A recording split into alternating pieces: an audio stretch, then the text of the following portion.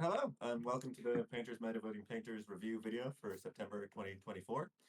We're here as part of a Facebook group dedicated to people helping each other out, take the next step on our hobby journeys.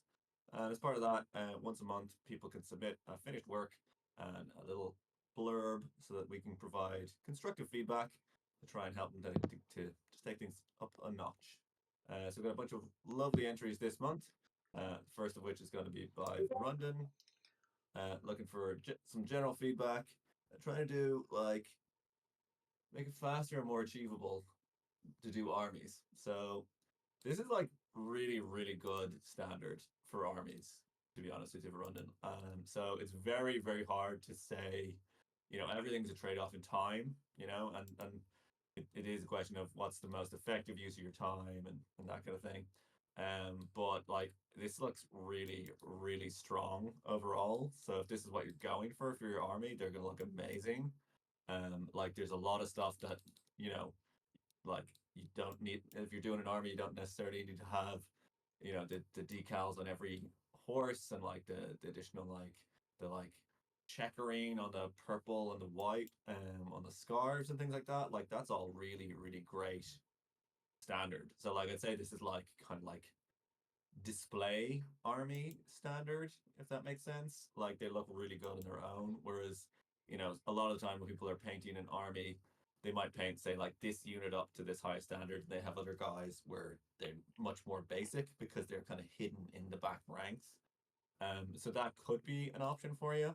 Another thing, I always find that using more colors, like if you're trying to speed paint things, the more materials and the more different colors there are, the longer it tends to take.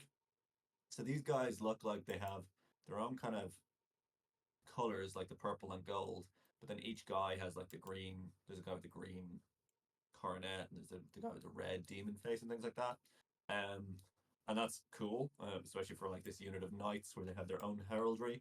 But obviously, if you get rid of that, it will take less time for future units. Um, if that's something that you don't necessarily need to include for everybody. Also, you can do stuff sometimes in the like assembly phase. You can save time. So, for example, if you were doing another unit of these knights and they were just meant to be more basic, they're not like the knights. They're just other guys on horseback. You could like cut off their head. They're like things that stick out of their helmets. And then you wouldn't have to paint them, and then they'd just be in the background looking more like basic guys. Um, but like it's painted, everything's painted to a very, very high standard, so it's hard to think of anything you could drop to get rid of while keeping this standard, if that makes sense. The only thing that looks like maybe a little bit like uh you could maybe leave off is on some of the horses, the highlighting doesn't necessarily look you've gone for this kind of like edge highlighting, and it works quite well on, say, like the black horse's knees. Um, but then, like, if you look at the kind of like brown horse, it still looks good around the knee area, but up on the neck, it's a little bit unnatural looking. It's like you've gone for like there's that glossy reflective look, but it's not like that if you want to pull that off like properly, that's going to be a really big investment in time. And I think you could get away with just not doing it, to be honest with you. Like the kind of other horses, the way you've done the socks and everything, like that all looks really, really good. So yeah, I don't think you necessarily need that edging on the on all the horses like necks and manes and things. Um, but I'm not sure how much time that would even save you, considering all of the other lovely details that you put into here. Um, so yeah, I think it's just like it's a very good standard. I love the way you've got like the like gold and the silver is all shaded and it's all very readable and everything's very tidy and painted up to a very high standard. So I mean, if this is the standard you want to paint for, um, the army might just take a long time, but that's fine as well. Like it looks like a display army, like your parade, where the units look individually really cool as well as the army is going to look really, really good. But they don't necessarily all have to be up to this standard. So apologies if that's not super helpful. It's always hard to kind of say how can you paint better and faster. It's usually better or faster. But maybe Jim will have a few little tips or even just some commentary on the actual paint job because that was pretty vague. Jim? Yeah, again, I think they look really, really good. I mean, you haven't said how long they take, or like if you're happy with how long they've taken. Just you're trying to keep it, you know, keeping it fast. Oh, I've just lost the event. That's really, really helpful. But I think yeah, for the most part, they look great. It's nice and clean. The metals are really, really good. Um, I think the silver is probably a little bit better than the gold. Forgive me while I just try and get back into the event right here, because it decided to spit me out all the way back to the start of Facebook, which it does from time to time, which is really helpful. So yeah, I thought the silver was probably a bit better than the gold, and there's more of it, and it's more important. So as Matt was saying, the trade-off between quality and time, is unavoidable. But I think it doesn't seem like you've done an awful lot with the fur, as Matt said. So I think if you were going to push one thing further to make them look better, it would be the fur. And I'd probably use a technique which is quite fast, like dry brushing. I think you've done some dry brushing, like with the dusting and the weathering on the feet and stuff. So, like before you've painted anything else, just get in on the fur of the horses and just give them a bit of volume. Just a little bit of a highlight. So paint them as a dark shade first, and then just sort of dry brush them up to whatever. And you don't need to worry about making a mess because you'll go back in and do a beautiful job of the metals anyway. This one particularly is really, really nice. This neck armor on this white one, really, really successful, and the sword.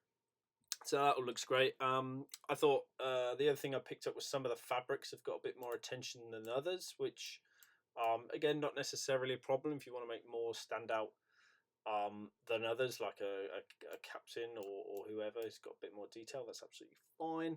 But again, if you were looking to sort of standardize that quality a little bit, that's one of the things that stood out for me.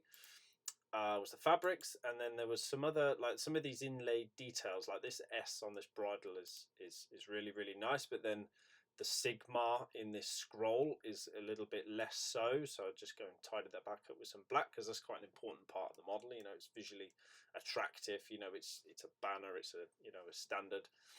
So you'd expect that to be a little bit cleaner, which you can obviously do, judging by the rest of it. It's a really nice, clean, tidy paint job, and I really enjoyed the basing as well. That looks great. The only thing I'd maybe suggest next time is experiment cutting down these GW tufts, because they're always, I know there's a variation of them, like on the sticker when you get them, but you go for a model of a certain size, you kind of get one or two that are the same size, and I've always just found it looks a little bit disjointed in that way.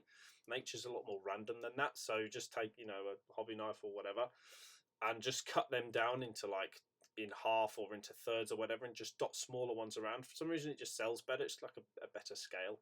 So you can have one big one, that's cool, but then I wouldn't have a second one exactly the same size. It just looks better if you just randomize it a little bit. Cut them up. You've done a good job painting them though, so that's nice. Yeah, that's all I got for you, Vandrin. I hope that helps. These do look honestly really, really great. So nice work. Okay, moving up to Matt. Takes any advice he can get. Feel like I said, steady gains over the year back at the hobby. Welcome back. Glad to have you. Any help honing in on things I can do to have the biggest impact on finished models would be huge. Thanks in advance. Okay, and I think the biggest thing for you is going to be the word contrast. So that is to say, mostly on flatter sort of colours, i.e. things that aren't very reflective, I should say. So the armour actually looks pretty good in terms of shading, highlighting. Like the Eternals have got some pretty nice reflections on them and shading, and I'm enjoying all that. That's good.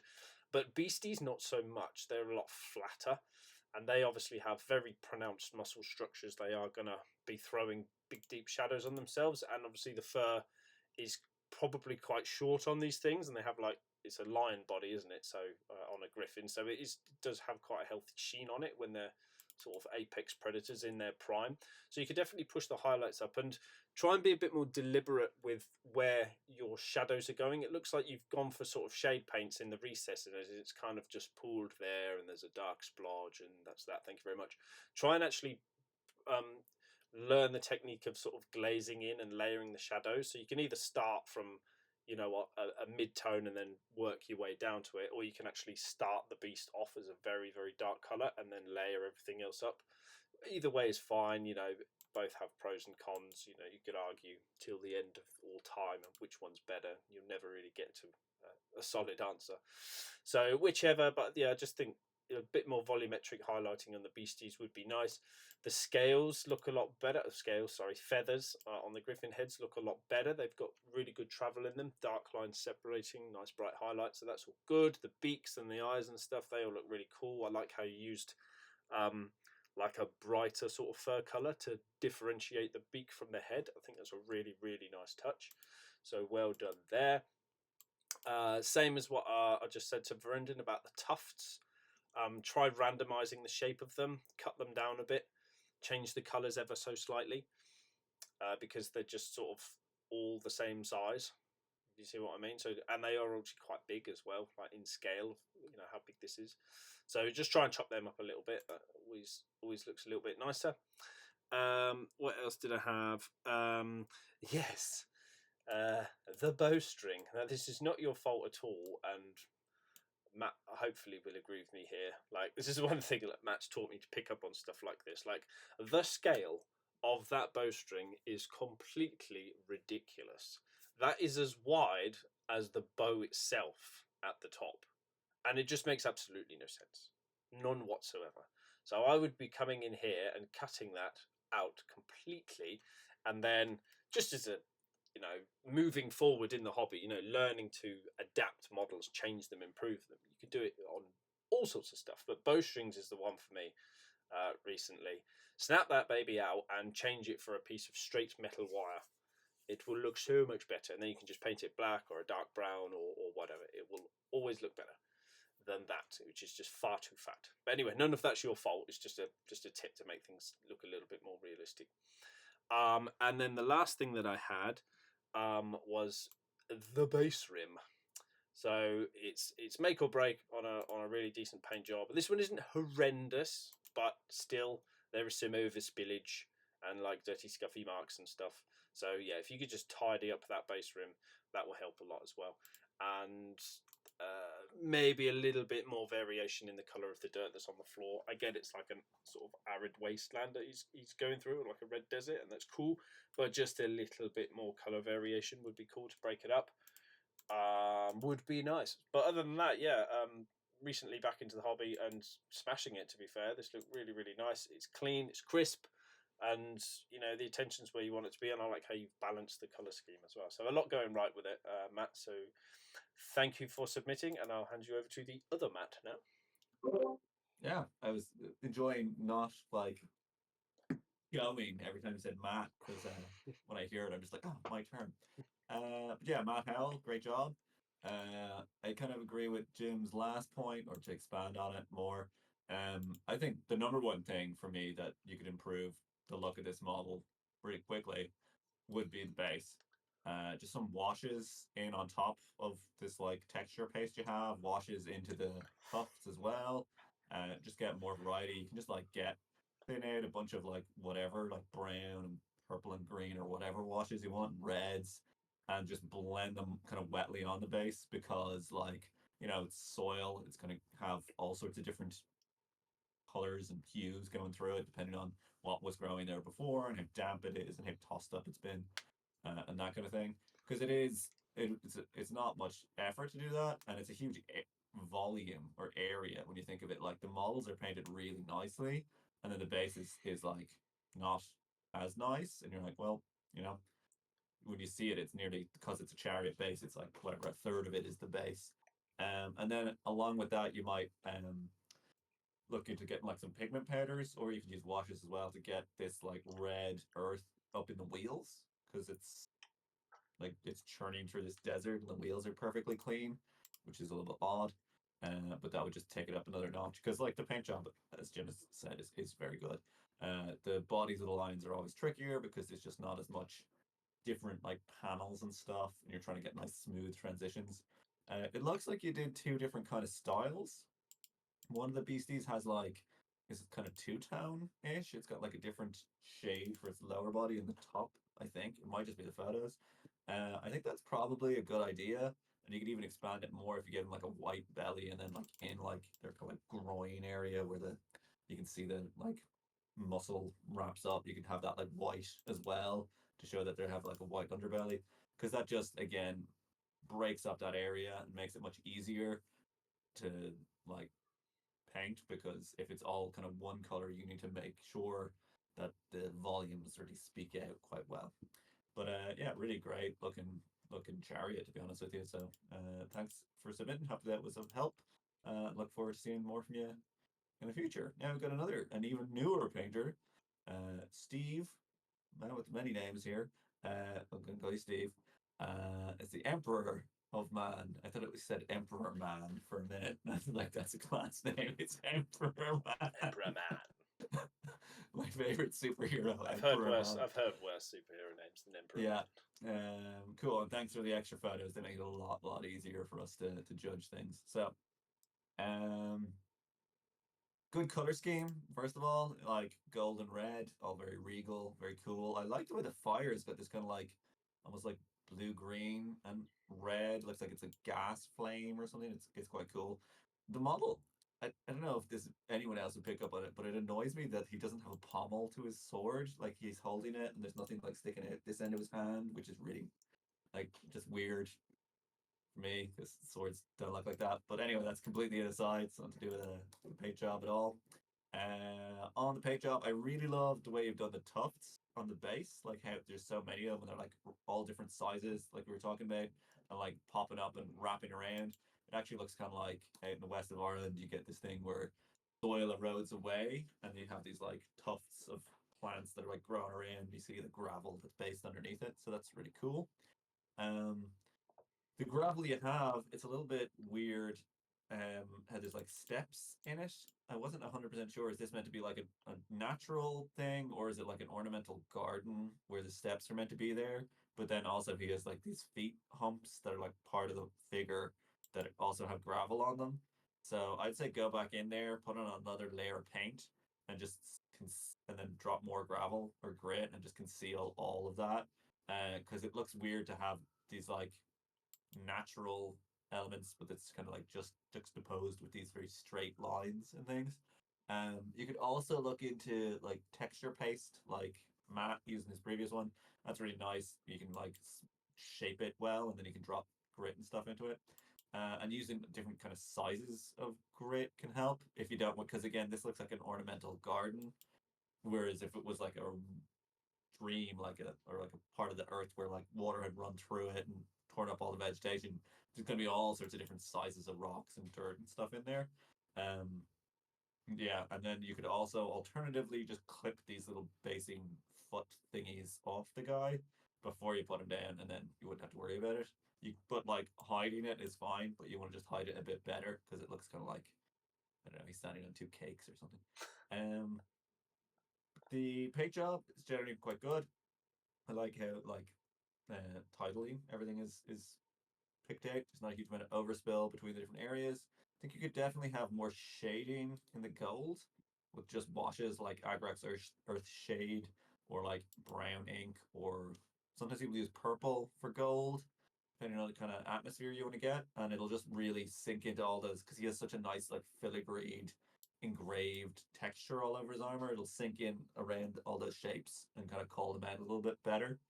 I also wasn't sure why his chest is like all in the red. Like it seems like the eagle and the skull at least should maybe be in a different color, like in white or in gold. I don't know if that was because the way he's holding his sword across his body made it a bit awkward for you, or if you just wanted it to be like that, like that's fine too. But if you do want it to be like that, it'd be nice to have like a little bit of a highlight of red to pick out like a few of the raised areas there a little bit more. And then what else did I have? It's a really good model for like how long do you say you were paying? Like three Three months or months, something?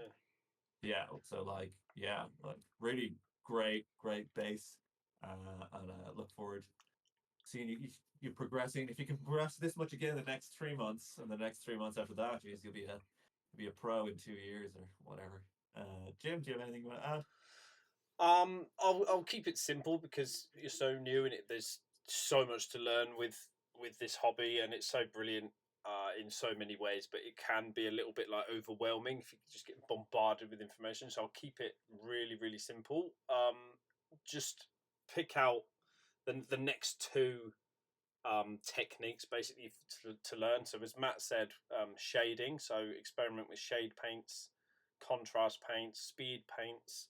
Any of those will be fine.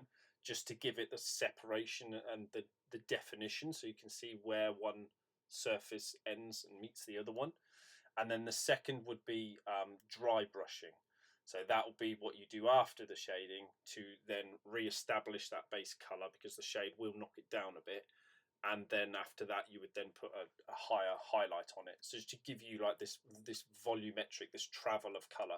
So you're getting it on smooth, like you haven't lost any of the detail. That's good. It's tidy. You know, you haven't spilled over anywhere that you need to. So like these basic fundamentals, like you've got down, it's time for the next step. It looks like you might have done a little bit on the cape, to be fair. In some places, it does look like there's been some highlighting going on there. Oh, there's a better picture of it there. So yes, more of this, please.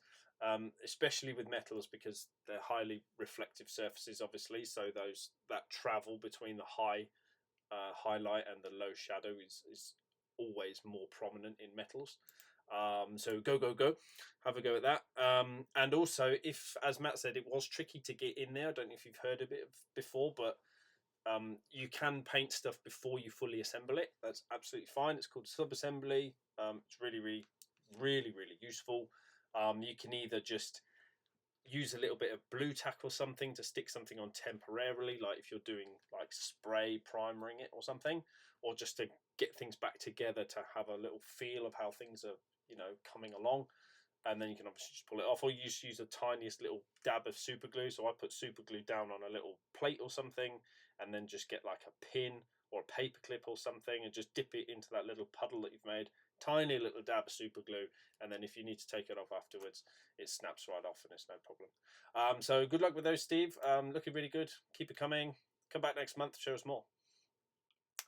Moving on to Ainsley now. So this Trench Crusade mini for a competition by the Facebook group. I would love to know where that is. I'm going to have a look at that. So 90% oils, and first time really done a freehand, going for grim dark, so grubby and battered armor. Grubby and battered, absolutely yes. Grim dark, I would say yes. I think you're getting there.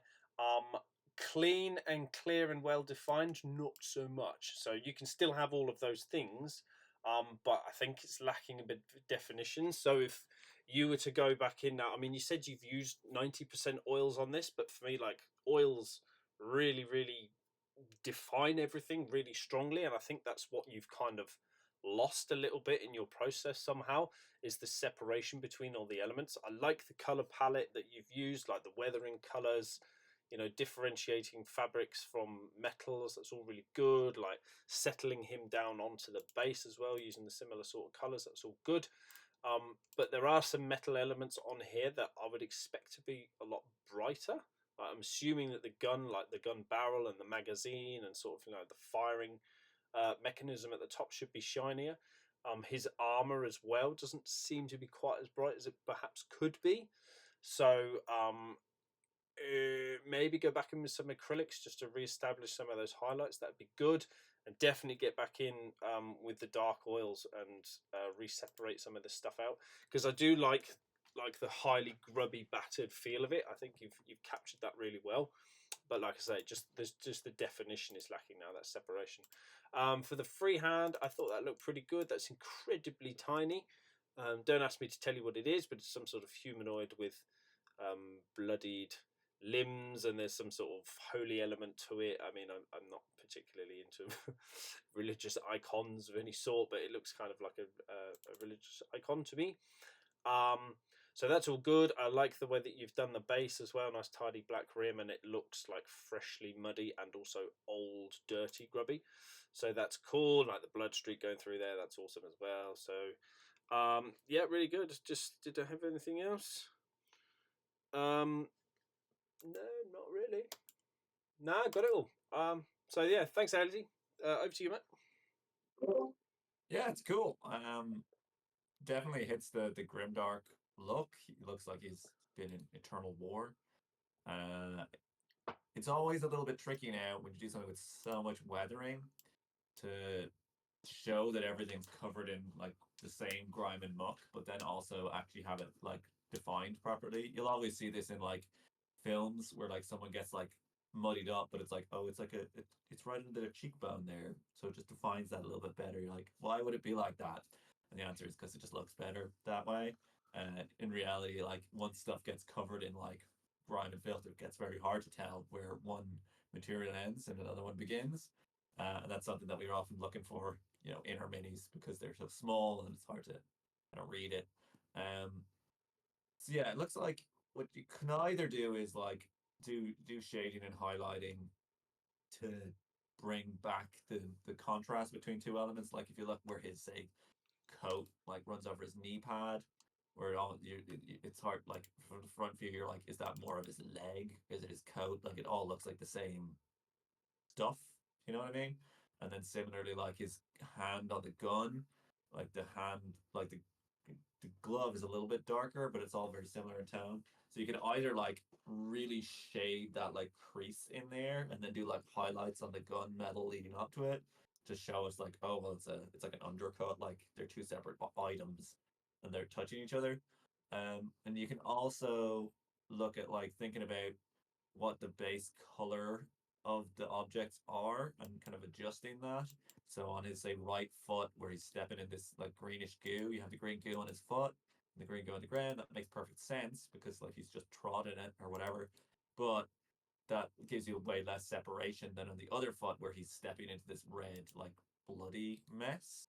So you can do stuff like that where, he's got like just have different like base color there, and then you can have the weathering is a similar color on top of it. But it's a balancing act. So depending on how battered and weathered you want it to be, like I think the weathering looks really good. The figure looks very appropriate for the setting. Um, and yeah, the freehand, as Jim said, is cool. It's got that some sort of martyred saint, and I like the way it's so weathered. Like it's it's a little bit depressing, which I think is kind of like the atmosphere you're going for. You get this feeling where he's just been in this war forever and he's got this thing that's like keeping him going with his faith, but it's like also battered and ruined. It's a little, and it has a little bit more like light to it with the halo and things, but it still looks like it's been through the wars. So good work. Thanks for submitting. Next up, we've got Tony Hodge with Triangle Lady, or or Pyramid Head. I don't know what the model's called. I think we've seen it a couple of times. I haven't seen it in range, so probably now. Entered into a competition, won a bronze. Cool, congratulations. Don't know if it was this piece. You said this is your most recent piece. It came out pretty well. You like the fabric. You think the skin and the NMM could have some more work. Yeah, cool. I think the skin looks really, really good. I like the way you've got this like soft shading to call out all the muscle structure, down the abs and the kind of like hip and things. You've kind of dealt with the boob problem pretty well. Like there's a convention when you're painting models like this where it's like, oh, it's a dome, so you shade it more and more towards the bottom, which isn't super realistic because like it's covered in skin, so it wraps around. But in the figure, it doesn't really. So you've like hit the the nice medium between the kind of what a realistic boob shading would be versus for a sphere of these proportions in the under this lighting situation.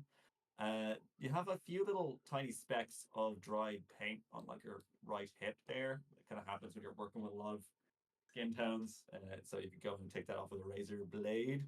And then also where the skin touches her cloak on her left side, you get this like highlight that runs down it, which I don't know if it's because like paint pooled there or if it's the way the light is catching in the photo, but it definitely is the opposite of what you want. Like because the cloak is coming over, so it should be like the darkest shadow right there, where they're in contact, if that makes sense. The fabrics look really, really good. The gold looks very good. I like you've got a very different style of painting for the gold and for the fabric, where the fabric has like texture and like it's worn and stuff, and the gold looks really like it's from like a Sega Mega Drive game where it's like, you know, it's very solid. It's really nicely blended. It's really perfectly smooth, but like no one has ever touched those horns. Like there's no fingerprint on it. There's no like deformation to anything. There's no reflection of an object anywhere. They're like perfectly rendered 3D golden objects. I don't know if you were intentionally kind of doing that, but I think it looks cool. But I don't know if a judge would like call you on that. Also, maybe it's hard to tell from the angles, but just maybe the highlight should become a little finer on her right horn as it goes up towards the top. It looks like it spans out a little bit instead of narrowing the way it does on the other side. But that's like very trivial. Does it have any other notes? Oh yeah, the number one thing to improve on this is the hair. Like, hair doesn't really look like it's painted to anything like the standard anything else is. It's got like your base. It's like in the sketch stage still. So, and then it's weird how her necklace kind of like it's hard to tell. How is her necklace like over her hair or under her hair or like wrapping through it? So you can like pick that out a little bit better. And you have the kind of highlights for the hair in, I'd say, roughly the right place because you got that kind of like S bend, and it's like in the trough, it's highlighted in the peak, it's highlighted as well. But I think the like the lower highlights could be a little smaller and a little higher up because like the light's coming from above. So even though you've got this like wave that's coming out like that, it'd be on the upper section of it. It wouldn't be like directly facing camera.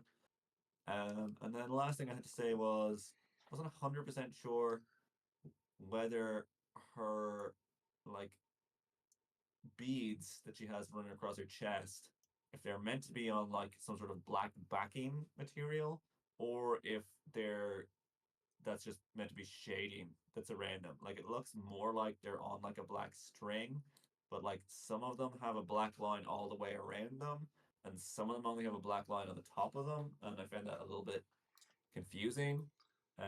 If it's meant to be shading, it shouldn't like go that dark and be all around them. Um, but if it is like a backing material, it it would make sense that it's all shows on all sides. But if it's a string, they'd be below it. So like,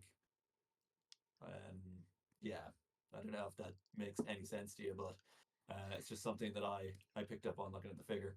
But yeah, I think the main elements are the skin and the robe and the horns, and they're done to an extremely high standard. So I think you should be very happy with that, Jim. Yeah, it looks really great, Tony. Technically, it's really, really good. The red is the biggest success, I'd say. You've got the most saturation probably there, just comparing to the horns.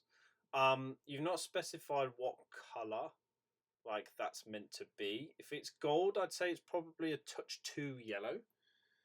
Um, but you have said it's NMM, so it's lovely where you've got the highlights and like it's there's this gentle smoothness to it, but when you get like really hyper reflective metal like that, you do get quite stark lines. They're not, completely, like this white and black that I've got on the screen here. It's not, there is a slight diffusion.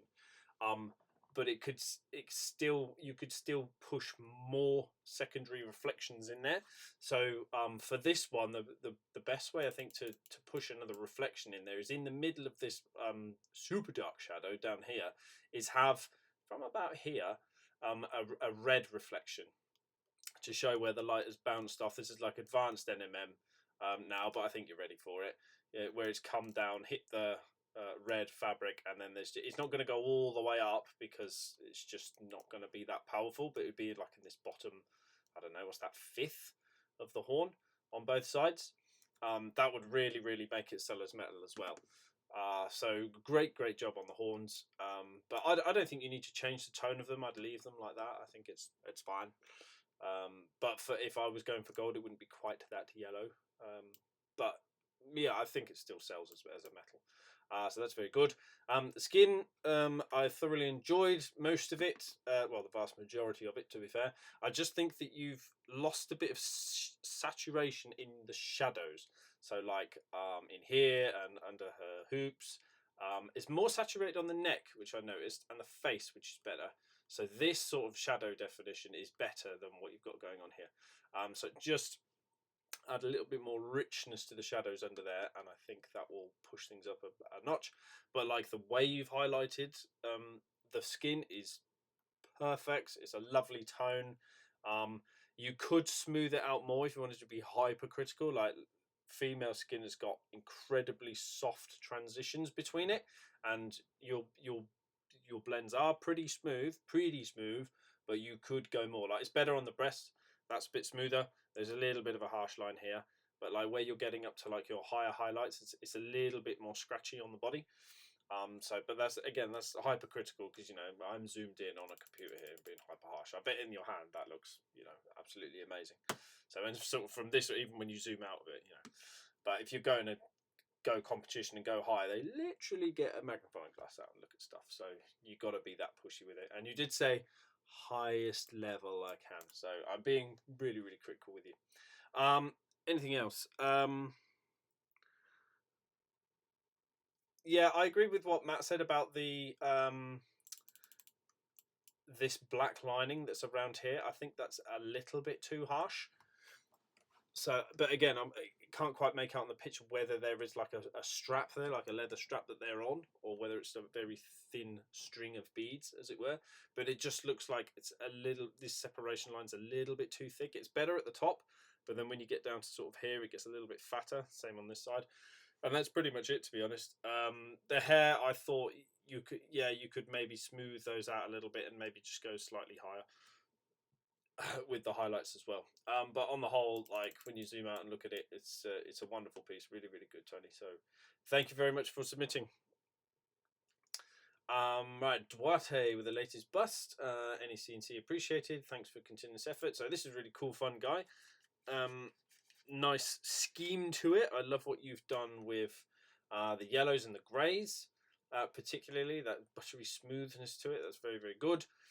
And the contrast in the skin is also great, like how you've gone from this like yellowy green all the way down to like the deep like whole red. But with that, I would probably say that the transition between the green like mid-tone and the shadow is a bit too abrupt. I think you need to be back in here and smoothing this out. And also where you've got like these wrinkle and folds, you're kind of suffering from the islanding effect where you've just gone, okay, ridge, that's dark, and then on top of the ridge, it's light. But you've sort of gone over in some cases, or so it appears. So this is probably a prime example here. So like you've got this ridge which comes down into this crease. So this is all dark, but then from here, this is where your brightest skin highlight should be meeting the darkest point of the fold below. That's just the way it sort of reads best when you're painting minis. Sort of the bottom is the darkest and the top is the lightest. It's as straightforward as that. But you've got some of that darkness coming over onto the top of the ridges. Same over here and same over here. So just smooth those out and make sure you're getting that differentiation between the top of a fold and the bottom, and I think that will really really help. Awesome work with the eyeglass. That really sells as a blue lens. That's really really good and tidy. So nice work there. I don't know how big this thing is. I'm guessing it's a little bit bigger, but the pupil in the actual eyeball itself, I don't know if you've deliberately done a cross, but if not, then maybe just try and round that out a bit and put another tiny little dot of white just in the black, just sort of going into the coloured part of the eye as well, just to show like a light reflection. It gives it life instantly. So that would be nice. Really great work on the yellow. I think I said that already. So then next thing you've got some separation lines that need tidying up. So around the hat band was one. So that's kind of like a wavy line there. I think you could probably thin that black down, as in like make that black band thinner. That would be really cool. A bit tidier. And then in the bow tie, the texture there I think is a little bit too abrupt. You could probably smooth down some of these like textured highlights, unless it's a pattern. Actually, I've just realised that might actually be a white checkered pattern to the fabric, in which case ignore what I just said. That's all right. And then the only other thing I had was the ears have got like a really nice deep red inside them, and that's cool, but I think you could probably add some more tones in this. You could probably highlight this a little bit, right, and desaturate it a little bit as well. It's very very red. And it's nice to have red. Somebody once said you can't have too much red in ears, and it's kind of true. But I think in this, there's quite a large area of just sort of flat red. So I'd push around some more tones in the ears as well. And you could probably bring a little bit into the nose as well. I know it's already got red in from like the shadows, but that's kind of your shadow color as opposed to the hue of the skin itself, because you've got, you know, you just got more blood capillaries in the nose, so it just shows up a little bit redder. So that's it really. But on the whole, really enjoyed this. You've got great contrast on it all the way around. So yeah, lovely stuff. Do I say thank you? Over to you, Matt. Yeah, you managed to say literally everything I was going to say, Jim. So good work. I was like, oh, he didn't mention it. Oh, he's saying it. Well, there's another. No, he's saying that too. So good job. Yeah, thanks a million for submitting, Dorothy. This looks really good. I really love how you have so much color in it without it becoming like gaudy. Like the way you've used this complementary red in the skin, and then you have the gray, like suit is actually very pale, like very desaturated purple, which contrasts really well with the yellow. And then the yellow has this orange tone in it, and that's contrasting with the blue.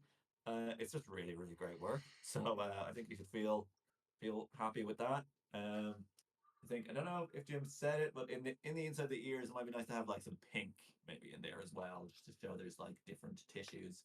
But busts are every part of a bust can have more and more done with it. And I think he looks really really cool. He's like some sort of goblin businessman, and that's just like a really fun idea as well. So thanks for submitting. Hopefully that was a useful feedback for you. And the next person we got is Nathan Klein doing another diorama. Which is awesome. And just like these like out of place space marines or these Tzeentch cultists who are out on a date, like romping through a field of flowers. It's pretty awesome. Uh, Looking for how to improve the skin, modeling hands better, and generally modifying the minis. Cool. So first thing I want to say is that the base is awesome. I love the way it's like this like slanted bit of a hill. Like that's just really cool on its own. And the way it's like she's like helping him up over this thing. It works really well. Uh or like maybe he's like holding her hand out to her, but whatever way it just looks great. The stonework is awesome. Like I love the way you've got this like blue and green and purple and all these cool tones in it. And then it's almost like it's like glowing nearly, and it's like marble, and there's all the runes are etched out of it. So that's like really really good. Um, yeah, talking about the actual figures. Uh, yeah, so these guys are like really inhumanly jacked. Yeah, so they're I don't know why Zinch is like the nerd god, but all of his followers are actually more ripped than the followers of Korn for some reason. Uh, so it can be a bit tricky when you're doing like washes and things for the skin. It'll like pool in places and make those recesses look even more deep than they need to be. So like for example, like down on the middle part of the guy's arm, like down like along here, like he's got this like really deep crease that's like picked up the wash, but like it's too dark. You need to go back in there with your base skin tone and just like glaze over it a couple of times so that instead of it dropping like 50% in value, it's only going like 20% because it's still like facing up and people don't have a crease like that in their arm ever really. So you have to kind of like counteract that. Similarly, like in the thigh, like around like the quad muscle, like you've got this really like almost like he's you can imagine it's like just a slab of skin that's like been placed on there, and it's just because the wash has sunk. It's already exaggerated in the sculpt, and then the wash has like completely exaggerated it even more. But it's very easy to fix that. You just go back in with your base coat, thin it down, and go over until you get like an appropriate level of shading. And it's kind of helpful that you have such intense shading because you can do that. You can also, while you're painting it, kind of like don't let the wash pool fully in certain places. Like you look at the female characters like clavicle or whatever, she's got it almost goes to black in there. Uh, and if you just like if you notice it's pooling in a place where you don't want it to look that dark, you can just like scoop it up with your paintbrush before it sets, and that'll deal with that and keep it moving around. This skin looks generally quite good. I like the way there's like reddish and brownish tones worked into it. Uh, Uh, yeah, and then the hand is kind of, it's hard to tell in the photos. It looks like the man's hand looks like pretty much spot on from what I can see. But then her hand looks like it's rotated like 90 degrees relative to her arm. Like you can't do it. It's like her hand is facing like this way, but her arm is going that way. If that makes sense. I don't know exactly what's going on.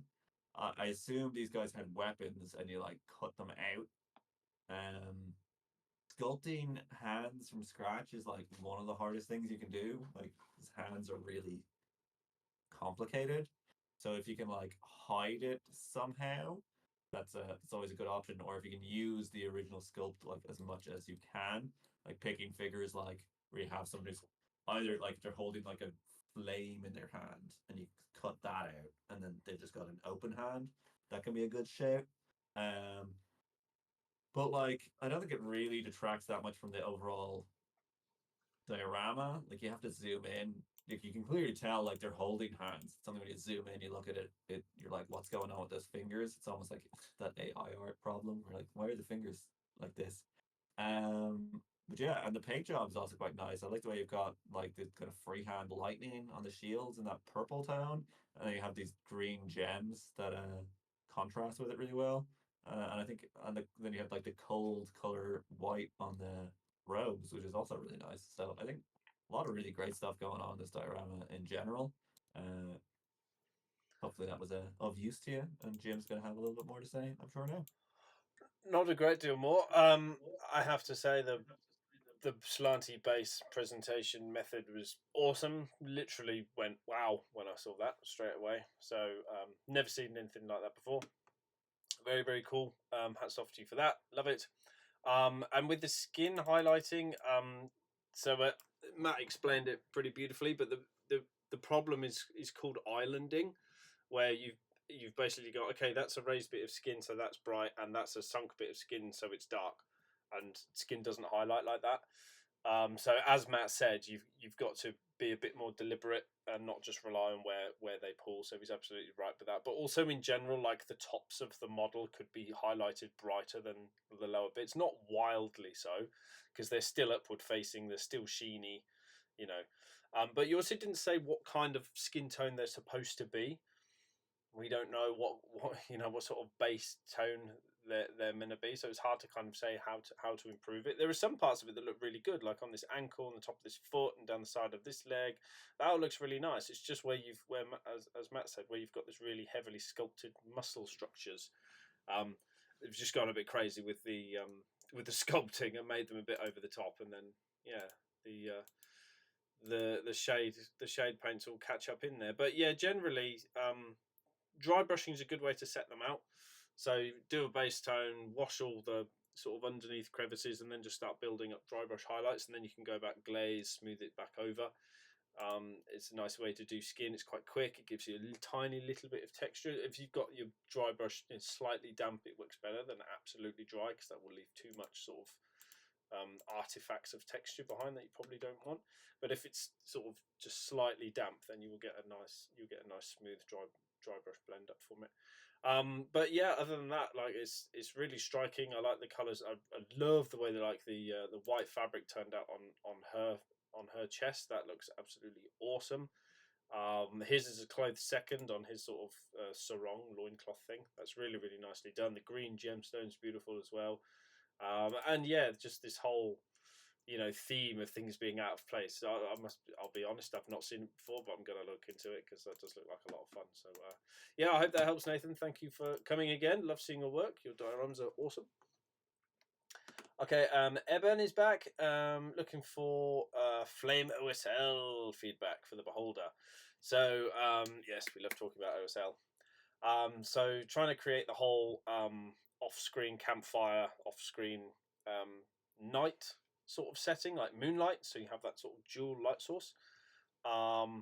So he's changed the plastic base as well for a rocky surface. So yeah, basically, how do you keep the focus on the face when this would be brighter? So that is a bit of a challenge, it must be said. But the first thing to sort of go with OSL is getting the shadows in. So this tells the story most of all. This black and white picture, that it's quite grey overall. There isn't a lot of travel between sort of the highest value and the lowest values. So you need more contrast in the model overall. The eye looks really, really good, by the way. I don't know if you've glossed that or whether that's an actual real reflection, but the eyeballs themselves look really, really cool. So before we get too further, I just want to call those out because they do look great. So you're correct in saying that needs to be brighter near the bottom and then sort of fade out. So you've got two different materials here. You've got a beholder which is a bit slimy and scaly and reflective, and then you've got rocks which are really not either of those two things. So yes, you need to be a lot brighter down here, sort of into the yellows spectrum, and then coming into the oranges. And by the time it gets to these rocks here, like these bits which are facing where the fire is coming from, the light source is coming from, they should be a bit brighter than, say, this section of rock, which is now falling to shadow. So this would be going much further into your sort of red spectrum. I mean like deep red. Very, very, very, very, very deep red. And the same as you go sort of that way, you can see that they're dark. It's darkening out a little bit, but it needs to be changing hue. If it's going firelight you're going for, it moves away very, very strongly into sort of the red. So it's gone a little bit, but it's not saturated enough, and there's nowhere near enough brightness here. And then you also need to pick out the edges a little bit more aggressively as well. It looks like you've done a little bit, but it's still kind of a base orange, and there's a slightly brighter orange. So they won't be wildly different on rocks because, as I say, they're not that reflective. So that's kind of it for the rocks. But then when you get up to the beholder, this is going to be a lot. There needs to be a lot more shadow. You can't strike a match without casting a shadow, right? So wherever there's something that's facing it, there needs to be a very, very dark shadow behind the thing that's been affected. So this is going to be more reflective. So that's where you can bring more contrast into the face, and that's how you keep the attention up here rather than down on the rocks. This is going to be like a smooth transition and like a few brighter facets. This is going to be a riot of things changing color and hue and vibrancy across like the whole face. So it is a really, really, really hard model, I must say, to try and pull this off on. The other thing as well with the moonlight, there's too much purple going on. It needs to be very, very blue to sell moonlight. So there's a little bit too much purple in there for the moonlight. So just try simplifying the palette on the backside next time. But like where you've got the highlights is pretty much where they need to be. So that's all good. But like I say, this is a really hard mod to practice OSL. Get something really simple next time, like a flaming sword or somebody holding a torch, or it doesn't even have to be any sort of obvious light source. You could do the one that you're doing now with it off screen, but it is a bit harder when you've got the thing actually on the model. It makes it a lot easier to practice where those lights are going to go and where the shadows will fall after casting onto whatever they've cast their light onto. So very, very tricky thing. Good swipe at it. You know, you've got some skill with a brush. But OSL is very, very hard thing to learn. But there's only one way to do it, and that's to keep practicing, man. So yeah, let us know how you get on. Submit another one next month. We'll see how we're getting on. But yeah, it's like I say, it is a big challenge. But mostly it's going to be contrast and the hue change and where the shadows fall. That's going to really sell it for you. Okay, I hope that helps. Over to you, Matt. Yeah, it's pretty cool. I think you may have overthought things, because it looks like you paid an awful lot of attention to how the OSL works on these rocks, and nobody cares about these rocks. They're just there to hold the beholder up. It looks much better than a flying stand, but like a fire could be tall. It could be like on a raised up area, so it's nearer to his face. So you don't need to worry about the rocks being the brightest part. And also, and like especially the ground. Like I don't think if you have like if this is your light source, the ground beside it, it actually isn't going to be like something standing here will be lit better than the ground there because the light is coming and hitting it like obliquely, whereas if it's hitting something perpendicular, like Jim said, that's going to be brighter. So like the bottom bits of these rocks will be like in shadow. But I think probably like one another like a little bit of an issue you run into is the local color of things. Like, what color are these rocks? Like, why are they so brightly lit? Like, if they're black rocks, then they'll have very minor light from this campfire on them, and that would just solve that issue for you. Or if they had like they're all covered in mud and lichen and stuff, and then you wouldn't really have to worry about it that much. And then similarly in the like it's cool that like the figure has cool contrast because it's got that orange and purple going on. But if you have an orange light and you've made his eyes also be orange, like one of the better ways to sell that you have two opposing light sources and you have in his eye two reflections, but they're both white. Whereas like the one that's a campfire should be orange and it should actually just be a campfire. Like you paint a tiny campfire. If he's that close to it in his eye, he has this giant eye. That's what it's going to look like. And then the other one is the moon or whatever. So it's much lighter. But that's a lot harder to do when the eye itself is already yellow. If that makes sense. You run into this issue where it's like, is his eye yellow because there's all this orange light coming up at him, or is it actually that color? And like the little eyes really sell the idea that it is yellow, or like that is their color, their local natural color. But again, you're starting to run into up the kind of top half of the model looks just more like it's under just normal lighting conditions. Um, so yeah, it's a very very tricky thing to do. I'd say the number one, if you want to ignore everything I said, look at the cover of the monster manual for Dungeons and Dragons Fifth Edition. Artwork by Raymond Swanland of a beholder being lit by some sort of torch to their left, and just copy that. So it's good work, and keep pumping them out, and we'll see you hopefully for the next one. And then we have Kelvin doing another morally questionable mage from Dragonlance, or rather the same guy. It's it's Rastamajir again. But now he's evil and looking for feedback on the OSL. Again, everyone loves OSL. You feel like the fire on the bottom is off and not reading as bright, even though you added more white. I think it looks a bit better on the top, but the bottom's too flat. I think one of the biggest issues with this fire is that it doesn't look anything like fire at all in the sculpt. It looks like more like the Venom symbiote from Spider-Man than it looks like fire. Like fire isn't shaped like that. And like the way you painted it's quite like down near the bottom. It's quite believable looking. But then the licks of flame just go into these big like goopy finger things and it just becomes unbelievable at that point. And that's not on you. That's like on the sculpt. Like you kind of when you do fire you have to it's always going to be like a representational thing like fire it's not going to go to black but you can have a little bit of black towards the end to show that it's dissipating out but because it's such a long streaky thing it's too much black but then if you did it all orange up to here it might be too much orange as well so yeah I think it would have probably been easier if you did this as like water or some sort of glowing liquid rather than fire um, because the way it's sculpted. But I also guess that it is meant to be fire in the sculpt because that would make sense. But I don't think they've done it. I've done you any real favors in the sculpt to make this easier for you to sell it as fire. Um, on terms of the actual OSL from the fire, it looks pretty good. It's quite understated. There's just this like general kind of warmth to his bottom of his robe, which I think that makes sense for like if you were to cut the tops off like a lot of this fire and just have it the bits that you have lit up, like that would read as like yeah, a small fire like that would light up your black robes kind of like about that much, and it's pretty reasonable to be honest with you. Um, the lightning effect on coming from his hand uh, is like as a source, it's more believable as like it's very bright and it's very blue. And again, lightning is an ephemeral thing that's very hard to sculpt.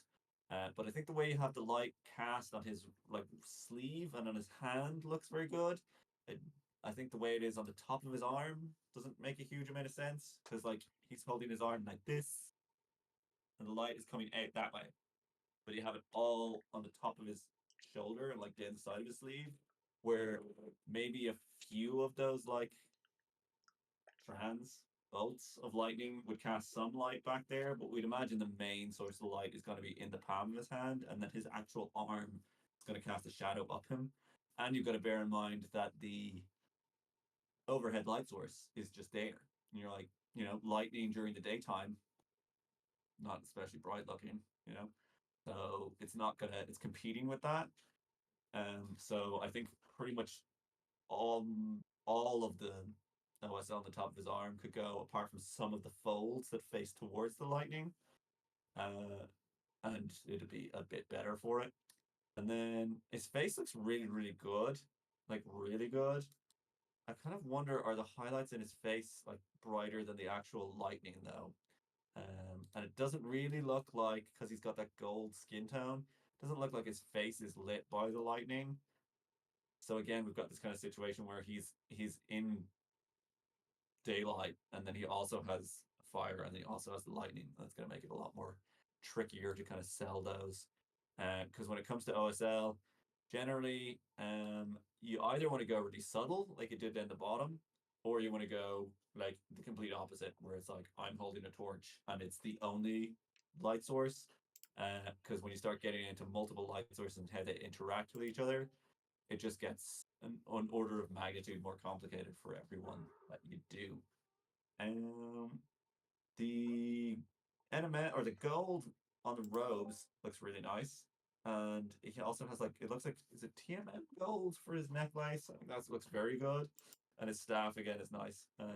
But I think, yeah, like the like standout part for this whole piece is like that really intense expression in his face, and the way you've called out all of the little like folds and creases in his face there, uh, and the rest of it's actually almost secondary. So um, yeah, I think it looks really good. Yeah.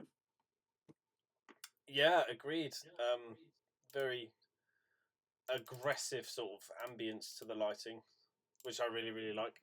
Having the dark bottom and then the brighter top. I didn't actually notice any like cast glow on the black robes until you just mentioned it, because it's so dark, and it might just be the pictures like a little bit vignetted or whatever, but I can actually just about make it out now. But yeah, I completely agree with what Matt said about the fire. There's way too much black in the flames, so let that orange and red tone ride right up to the end, and it's only the very tippity tippity bits. And you don't even need to go as far as black. You can just use like a very very dark brown, and that will also sell the effect. And then just kind of a few edges of the flames as well, but don't go too crazy with it. It's well easy to go too far too fast with it. So go slow, dry brush it. It works great. So and then yeah, I'd increase the the intensity of some of the folds in the cape where it's reflecting the firelight. I think that would be cool. Again, not everywhere, just in a few places, because the fire's around him. It would all be casting the same intensity of light at the same things, but you need to pick like a viewing angle of the model and go, right, from this angle, this fold is going to be brighter affected, and then that's going to fall away a little bit into shadow, because we have to like differentiate the folds somehow, and this is where viewing angle comes in. So okay, if you look at it from a certain angle, it might look a little bit strange, but you kind of, it is what it is. It's just the noise it makes sometimes with doing OSL. You've got to pick that viewing angle, and from that angle, that's how it looks. So then I agree also with Matt, like you can lose all of this OSL on the sleeve pretty much down to about here, and then just the folds that are facing up to these tendrils, but it would be a much much deeper shade of blue. Like this is all very like pastel, like baby blue, like the same that's in this, but it's really far away from where the source is, so this needs to be a much much deeper, richer blue as it moves away.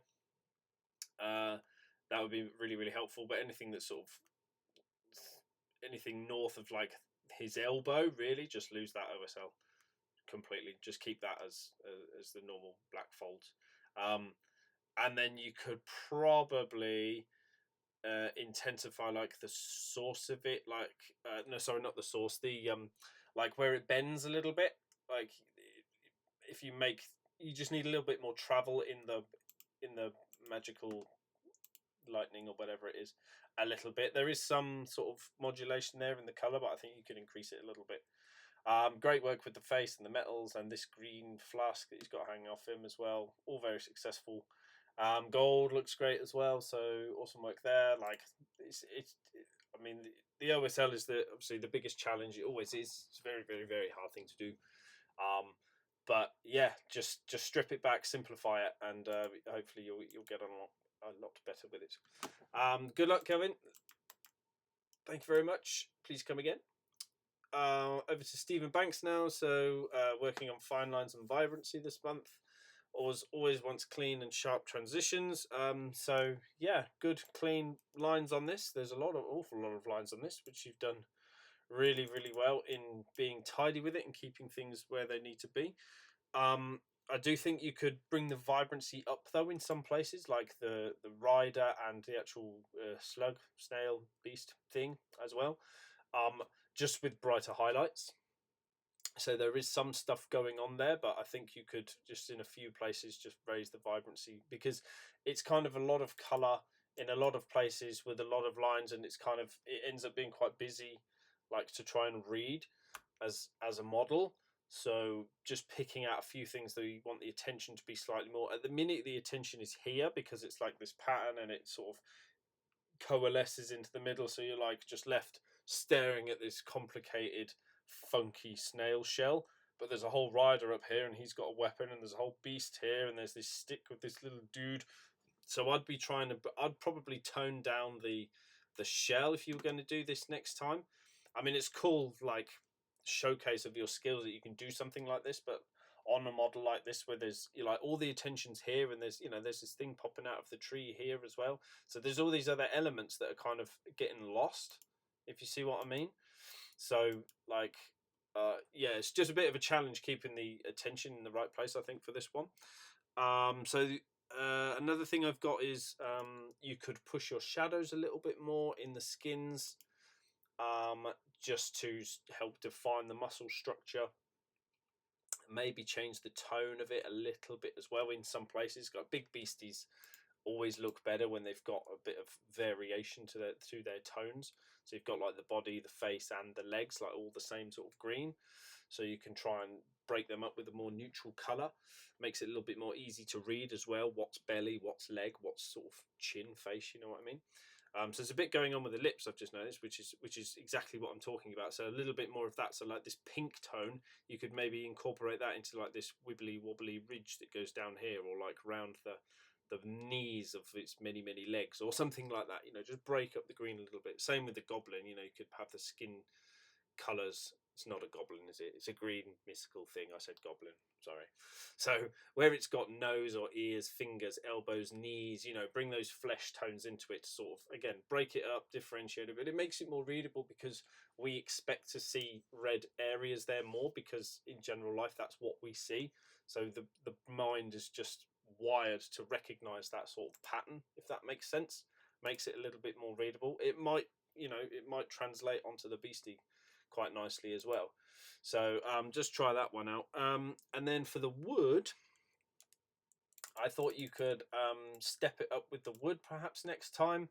What you've done doesn't look bad in any way, but it's just a nice trick to get some variation into wood, is to kind of either sponge or stipple in like a very bright color and a very dark color, sort of all over the wood. So paint it like a neutral gray or a green, or a bone color or something.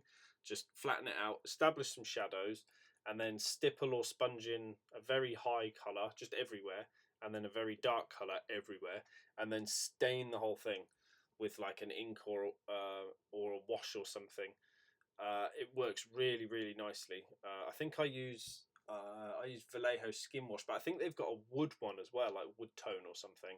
And you can do that either once, or you can do it twice in a few areas, or 3 times to keep giving it that depth, and it gives it a lovely, lovely texture, and it looks really realistic. And then you can start implementing like greens to show like where moss or algae or other sort of rot has taken hold in the wood or something.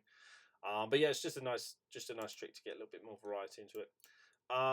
So yeah, and I love what you did with like the bright little nubs in the base and like the eyes. You could put a little flick of white between the pupil and the yellow of the eyes, just to give it that little life light, reflection of the ambient light that shows that the thing is a little bit glossy and the thing is alive.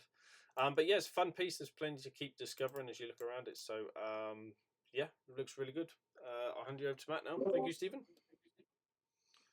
Yeah, it's definitely very, very vibrant. The shell is like almost hypnotic. It's like actually physically difficult to look away from it. Because it's got that spiral and it's also a contrasting color to everything else on the figure. So it's drawn like like all the attention into itself. Um, which is, it's a thing that happens. You get the feeling this guy he's in like the Garden of Nurgle, and there's just like this riot of stuff popping up out of the ground. So it's like a great scene as well with the whole, uh, and that really poppy saturated tone and everything works for that.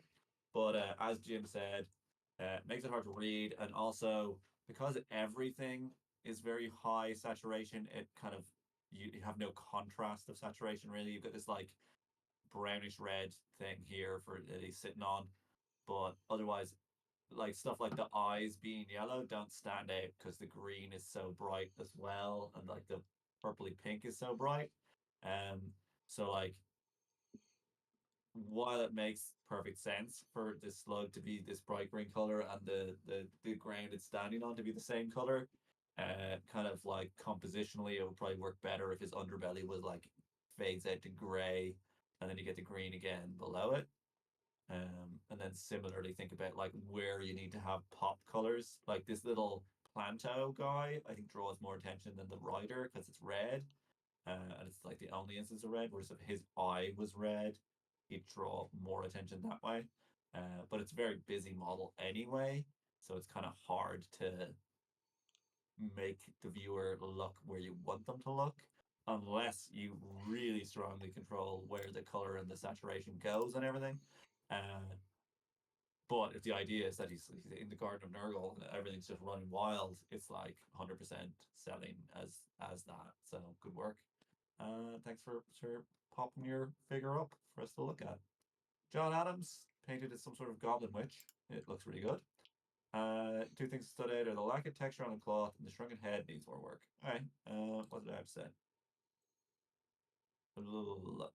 Yeah, I really like how the vibrant use of colors. Again, you've got this contrasting purple and green into yellow, which is like double complementary, so it's really good. Uh, and the skin just has a really lovely pop to it. The really good separation on all the little trinkets and doodads and everything she's got, so it's very readable. And I like that kind of like almost like reddish orangey tone you used on the NMM on the bangles on her head, or the like, I don't know what you'd even call them. They're like brooches or whatever on her hat. They're really good.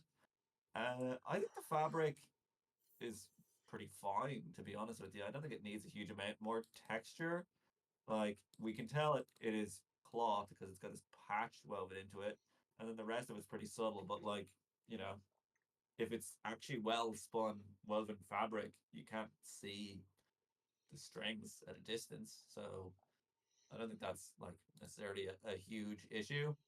Um, or to point out something that I think could do with a bit more attention would be the hair, because it's like kind of two tone. It's like light gray, medium gray. It's a little bit brighter, like up near her face, but like you'd kind of think it would have like a shadow under like the bat's arms, or just like where the individual strands of hair have got like curly and stuff, having some like white little like wispy bits of hair in there as well. And then maybe having a little shadow, like kind of like where her hair meets her jumper and stuff. That'd be good. It doesn't need to be super interesting. She's just got kind of like grayish white hair, but it's got like a little bit too narrow a band of value, I think. Then the one of her teeth looks kind of like it's floating in her face, and I don't know if that's just because I looked at it for too long. Like the tooth, like it's there's like it's probably just the photos, to be honest with you. It's like her tooth that's in the back. It's hard to tell whether is it in her bottom jaw or her top jaw. Um, but I think the teeth could have a little bit of a run to them where like she's got like more plaque and dirt and stuff in the bottom, and then you can have like white highlighty edges. And then her earring has this, it has that like orangey, brassy tone that I like from the bangles or the whatever ornaments she has on her hat, but it doesn't have the same level of kind of metallic sheen to it. So a little bit more attention to that. Just do it the way, I don't know how you did these ones, it looks really good. So just do the earring the same way you did the brooches on the front of her head, and I'd say jobs are good. On the shrunken head, yeah, it's a very small detail. It's kind of, it's very like lit, so it looks quite like she's spotlit. Yeah, like it's in there's a light that's kind of hitting her, and everything fades out like the further away it gets from her face. And I think you could probably play that up a little bit on the shrunken head by having it be like more bright, like near to her, or like just not do it, just have it all be kind of evenly toned. That would be fine as well.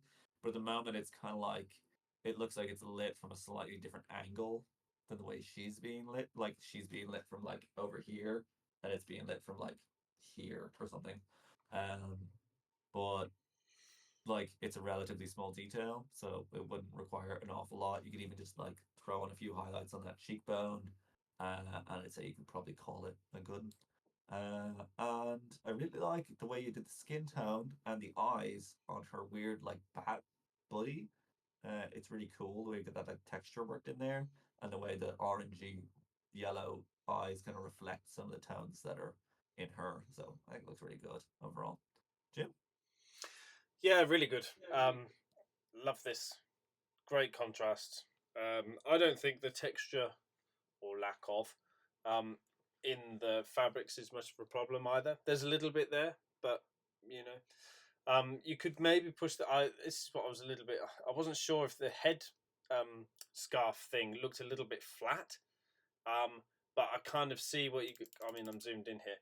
But then if you were to highlight this more, you'd then be pulling away from like the high contrast of the face, like where this is where most of it is. That's where you've brought the attention beautifully. So it's a bit of a trick. You could maybe go a little bit further with it, but I wouldn't. I'd be very, very cautious not to pull the contrast away from the face. But it just looks like the robes that are down here, like on her arm, are brighter than what's on her head, and that wouldn't really be the case, especially given the lighting that she's kind of in. So that was like the main like lighting issue. I think everything else is lit and shadowed really really nicely. Um, I agree with Matt. You could push some more shadow contrast in the hair, but I think generally, grey hair is not particularly shiny or reflects or visit, so it's kind of dull and old. But I think you could probably get a little bit more shadow contrast in there. And then for the skin, this might I can't believe that you wouldn't have heard of this or seen this, but like getting some flesh tones into the knuckles, nose, around the lips looks really, really good on green skinned things. So I'm wondering if, that's a deliberate choice of yours not to do that. But if, and I can't believe you haven't, but if you haven't heard of doing that, try that next time with green skins. It just adds a lot more readability to it. I mean, I think you've done this deliberately, to be honest, and the skin looks really, really great. So I don't think I don't think you need to take that piece of advice, to be honest. And the rest of it is just crisp, clean, and beautiful. Like the secondary reflections in the metal, travel in the red on the headbands, really, really nice. Matt's covered the little head thing already. But yeah, I just think you've done a really great job of it. It reminds me a little bit of like Rembrandt paintings, how you've got like this really bright um, area of focus in the middle, and then it sort of fades out a little bit dimmer as it goes to the end. But you've still managed to keep, effort in there with the texture that's gone in, the lighting and shading and stuff. So really, really great overall, John. It's lovely. Well done. Okay, moving up to Christopher. Just looking for general feedback on this. So let's have a look. This looks really cleanly put together in terms of like the right colors in the right places mostly. The skin on the head is really, really good. You can see you've layered that up from quite a dark sort of almost like a doom bully brown almost. And it's cool how you've got like the deep shadows around the eyes and like around the hairline and stuff. You could go a little bit further with like the fingers. they're a little bit flatter, but you get really, really deep shadows between fingers. So try that next time. I love the fact that you've gone for this wood grain effect down the staff. That looks really, really cool. And bearing in mind the scale as well here, next to this American coin. Don't test me on what coin that is because I wouldn't be able to tell you.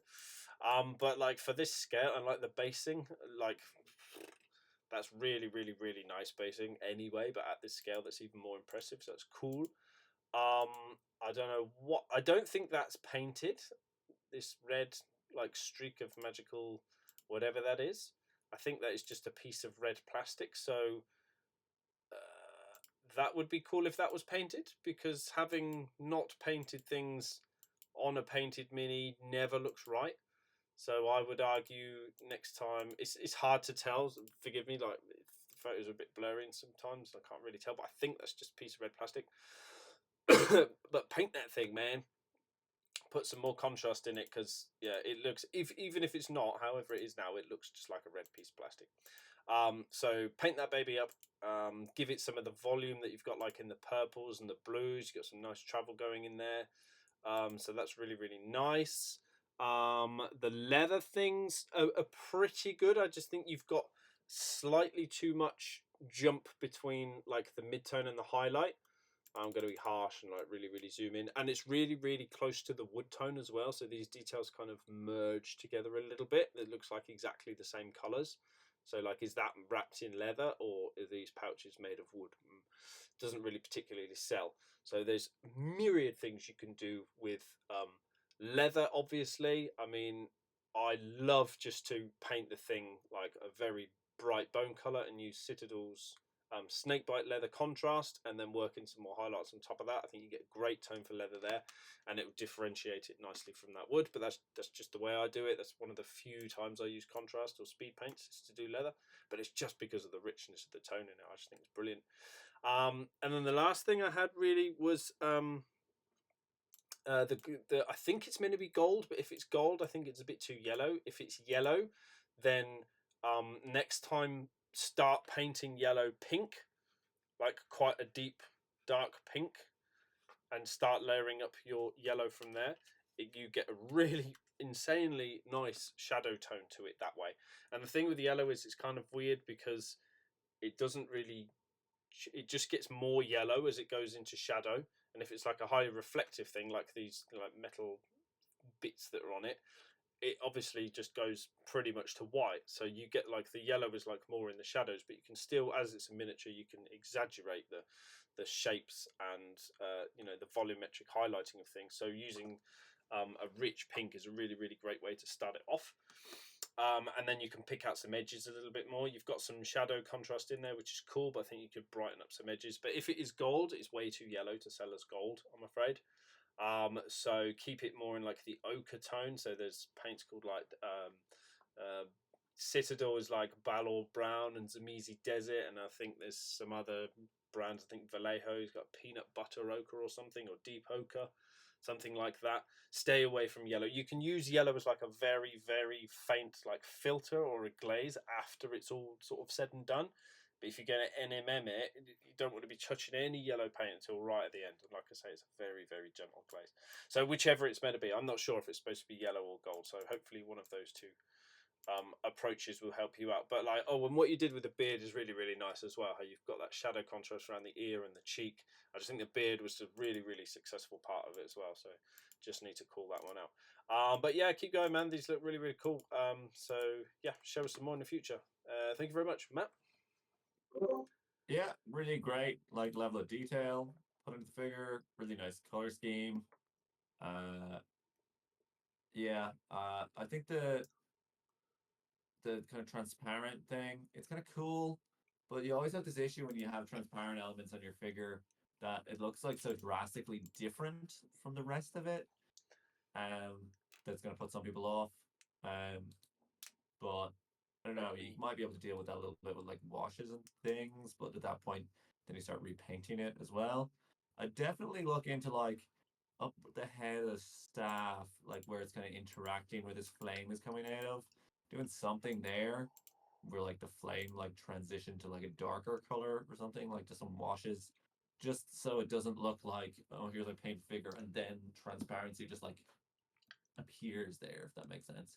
And I think that would probably help a little bit with the kind of gold slash yellow like staff head thing, because it's very, very bright and you have a very, very bright orange red flame thing. And when you have two very bright colors beside each other, it becomes harder to kind of like differentiate between them by eye, especially in such a tiny guy. But yeah, great work. He's a really cool looking wizard. Hope you're happy with him. Hope that was useful feedback to you.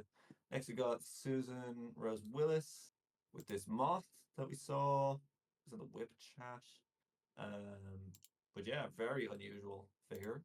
Um, I really like this kind of like limited palette you've used, where it's basically like purple and yellow. That's pretty much it. So I think that's a really cool idea. Gives us that kind of like evening, like Luna moth kind of feel. You have kind of like different finishes on a lot of things as well. Like it's like it looks like she's kind of slightly glossy up in her body, and then the moon is more matte, and then the base is more matte, which is also nice. I don't know how big this thing is. I assume it's fairly big, but yeah, that tends to work on larger figures quite well. And you've got very nice kind of clean transitions on everything, like in between the like the moon and the like clouds or like leaves or whatever these are, and all the little studs on her magic wand spear thingy. Um, Thought that you might be able to call out some like hard edges a little bit more, because it's a very soft piece overall.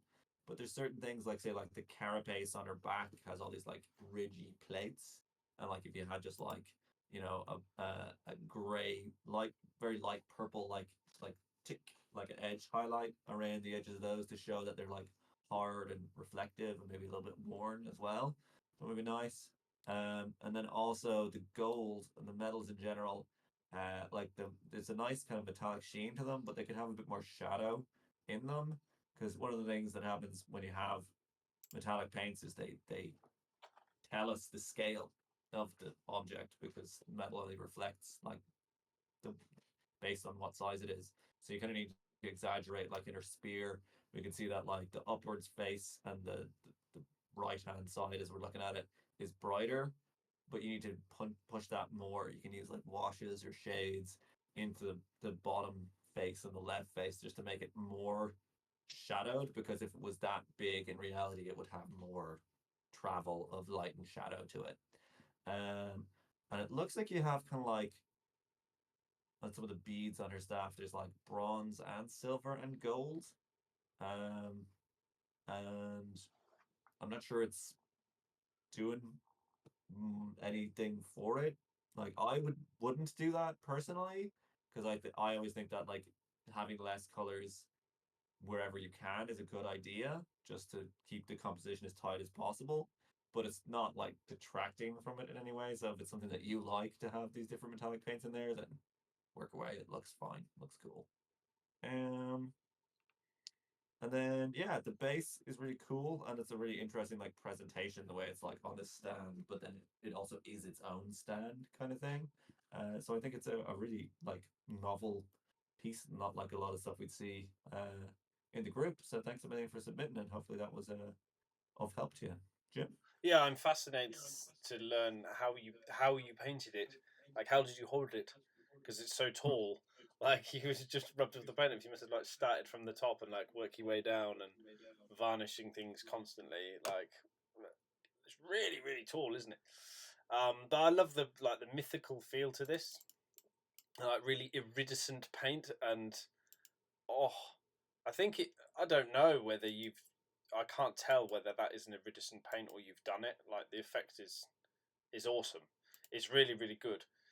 If I was going to push back on it at all, I'd say just like separating out some of the elements. So where the like this element reach these folds, like these carapace for whatever they're called, plates, like a little bit more deep shadow there, deep shadow between the wings. You could pick out the veins in the wings as well to make them sort of stand out a little bit more, whether you use a universal color to give it a sort of almost like comic book style highlighting, or actually try like the purple and then obviously the green element to it. But it almost looks like a metallic paint as well sometimes. So it's really interesting how you've done this. It does really really sell. It's good. I agree with Matt about treating the metallic paints as non-metallic paints. So you take control of the light, put shadows where you want them, put highlights where they need to be, sort of thing. So yeah, more work on the metals would be cool in that regard. But take a picture of it and it gives you a clue of where things need to go, but you need to exaggerate it yourself. I wasn't sure what material the moon was supposed to be, and it's kind of like the paint, like application doesn't appear to be smooth. It looks like it's kind of pulling apart a little bit. So I'm not really sure what's going on there, whether that's deliberate or not. But it would be nice to sort of have a little bit more variation in the moon and in the clouds as well. I think they're clouds, not flames. I think, um, just to sort of smooth them out, if anything else. Just a little bit more travel. It's kind of one color dark and then one color light. So if we just expand that kind of spectrum of color to more like tone of 5 colors, so 5 being the deepest shadow, 1 being the brightest highlight, something like that. But be careful it doesn't take too much attention away from what's going on up here. So it doesn't have to be like, number one doesn't have to be like bold titanium white or anything, but it just needs to be 5 shades higher than your deepest shadow, sort of thing. If that makes sense. And then the mushies on the base I thought were very cool as well, but I just thought maybe you could do with a touch more saturation. I think you'll get away with it because it's so far away from the figure, and she's obviously quite metallic and shiny, so I don't think you'll have a problem too much with saturation. Obviously, don't go painting it ridiculously bright red, but just a little bit more I think would be nice. So yeah, really, really interesting piece. Enjoyed looking over this one. Thank you, Susan. And then we're moving up to John. So how did we do in the competition? He went to Capital Palette and he made silver. Round of applause for John and his silver. It was really, really good. These were the was it the Crisis Protocol models? Was it those ones, or was it? It was. I think it was like an Infinity, wasn't it? Yeah. Guy in armor. Yeah, with these little pink slashes on the base. Yeah, really, really nice white armor. So it's great to see now moving away from like that white armor with like the blue bounce lights and stuff in it, and going into like doing flesh and fabrics and hair and stuff. It's nice to see like your skill set applied elsewhere. Really, really nice. Skin and red tones, really rich. Nicely executed. Um, the pictures are quite dark. I think you've done a bit of a mischief on yourself there. These are really, really dark photos, but can kind of still tell what's going on. I love what you've done with the free hand on this like sash that's on her back as well. That's really cool. Like that's super, super tiny. You've done a great job keeping that paint nice and thin and flowing nicely, but still maintaining enough body to make those star shapes. That's really cool. You could perhaps do a bit more of a halo highlight. So that's to say, around the head. It's like a band that goes sort of around your head. My camera's going to wig out, but it goes sort of around your head that way, rather than just having the highest highlight like right on top of the head. If you look at like shampoo models, they always have this ring like highlight around their hair, so it's easier for us to read like really bright healthy hair if it's got that ring halo highlight to it. Great work on the piggy and like the eyes, like they're so tiny. You've done a great job picking all those out, really nicely defined, separated and shaded, so that's great. With her skin, that's nice and soft transitions as well. I mean, there's not an awful lot of it, but what you can see is really, really nice. It looks like you've got some like red tones around the knees, which is great. We were saying about that earlier, and it looks like a little bit on the knuckles, but I can't really see, I don't think, because it's a little bit too dark. But yeah, I think I'm really enjoying the fleshy tones to it, and that the pink light is also really good. You could maybe do like a lick of OSL on the underside of the bronze cap. That would be cool. But yeah, for the most part, just really, really great, to be honest. It's got great saturation, separation, and again, big fan of these pink slashes on the base. So yeah, it should fit in nicely with the rest of it. So thank you, John. Over to you, Matt. Yeah, great work. Completely different from what we've seen from him previously. My heart breaks every time I see this, and I'm like, that's only a 25 mil base you're standing on, isn't it? Like, your legs are so small. It's painting some not from Infinity with similar figures recently, and I was just like, people who are really small are the worst. Why did I get into this hobby when I hate painting small people? Well, there you go. You just have to live with it sometimes, or maybe it's your job. I don't know. But yeah, it looks really good. Cool color scheme. Really love the pig, as Jim said. Uh, in term and the freehand pattern, yeah, it's very strong. I think maybe your darkest shadow could be less dark, which is not what we normally say, but like in the hair and like in between her legs, it looks like it goes the whole way, and in this red skirt as well, like it goes the whole way to black from the looks of things. I think in this dress it kind of works reasonably well, but like you could go to like you know an extremely dark blue, an extremely dark red, or whatever, just to not have that like actual hard black line so much. And then a couple of places could do with the opposite of that to have like an edge highlight, say like on her sleeves, like say in the back view. You could really like the fabric is kind of like wrapping around and it's worn and all that kind of stuff. So it would make sense if you just had a little streak of like some sort of mix an orange into your red, put it down, edge highlight that sleeve, and then like her ribbons with the freehand at the back, they could have like an edge highlight running along, kind of just to differentiate them from the other areas. Not like the whole length of it, but just like in Spain, they're obsessed with edge highlights. I know what the Spanish for highlight all the edges is just from watching YouTube. So yeah, it works for this kind of figure as well because it's so small. But yeah, it's a really nice looking figure, and hopefully hope to see more variety of stuff in the future. And congratulations on your recent win in that competition. So that takes us to the end of the month. If you enjoyed the video, thanks for enjoying the video. And if you want to submit something for next month, I'll hopefully have the monthly event up very soon for you to enter a model for October. All the best.